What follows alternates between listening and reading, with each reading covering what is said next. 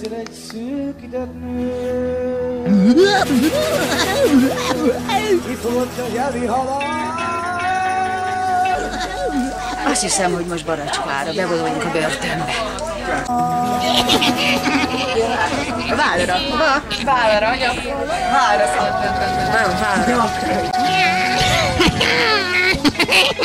Reggel 8 órakor kezdünk egy futással, utána egy szintén. 8-kor már a reggeli van 6 órakor, elnézést, 6 órakor kezdünk egy futással, utána egy színpadi mozgással, ami halálos lesz. Nagyon jó lesz. Többit nem mondom, az meglepetés. Oké, Emi? Én hajnal 2-kor fölkeltem őket. És megszenek. Akkor megszenek 4-3-kor kell. 4-3-kor keltjük őket. És 10 körfutás. De az erdőben? Az erdőben. Az erdő körül. A vadászterület körül. És futni kell azért, hogy ne lőjenek le.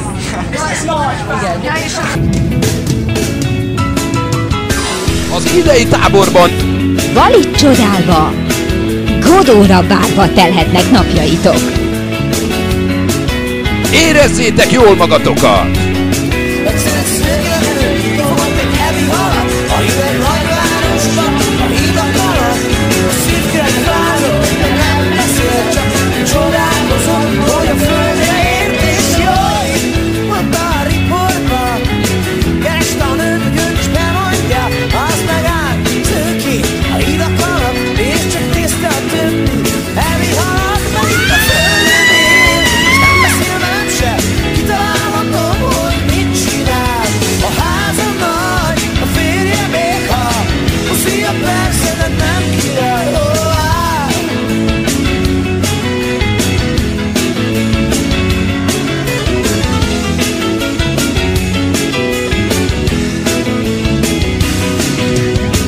Az idei táborban igazi filmsztár válhat belőletek.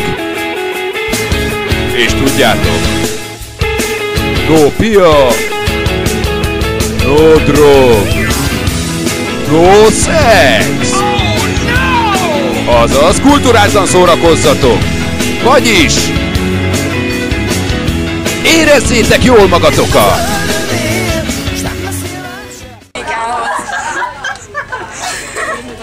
Mondd el nekik még egyszer, légy. Na, a táborban az egyik osztálytársamnak a élőgépes telefonjába belemászott egy siklóhely. És láttak És milyen hosszú volt ez a sikló? de azt hogy? És mit csináltatok? Azt belemászott így a tokjában. És mit csináltatok a siklóval? Hát ő kivette és itt pörgette a farkánál. És milyen hosszú volt? Milyen hosszú voltak így, jó? Olyan hosszú voltak így? Igen. Ja, a siklóban. És ott nem bántott, nem történt semmi. Nem, a siklók nem bántanak. Nem van. És tök finomak amúgy, meg lehet őket enni. Nem, tényleg lehet siklót enni. Mi most kipróbáljuk? Mászkálnak, most nem ez a téma. Igen, miért mondta, hogy fölfejlődnek a technikához. Éppen tanulmányozzák a telefont. A következő a számítógép. 3, 2, 1!